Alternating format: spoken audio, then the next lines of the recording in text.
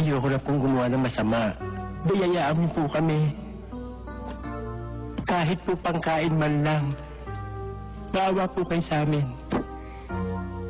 Hindi na po ako gagawa ng masama. Lord.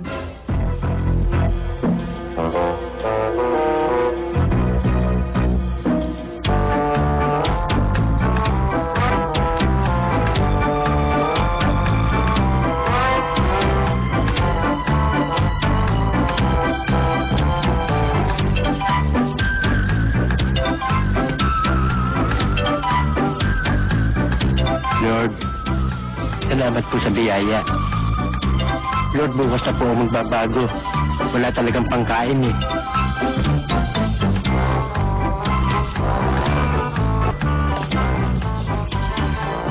Miss, Bakit? yung bag niyo nakabukas eh.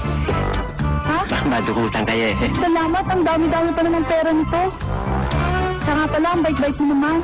O ito, 300, pabuya ko sa'yo. 200 na lang, may utang 100 eh. Ha? Ay, 100, may utang 100. Ganun ba? Sige, salamat ho. O sige, oo. Maraming salamat ho, Mrs. Malaking bagay ho para sa amin to. Walang ano man yun para sa isang katulad mong mabait na tao. Thank you. O, ingatan mo yan. Baka naman ikaw ang madukutan. Sexy yata ako kayo ngayon. O, ikaw talaga. Sige ha.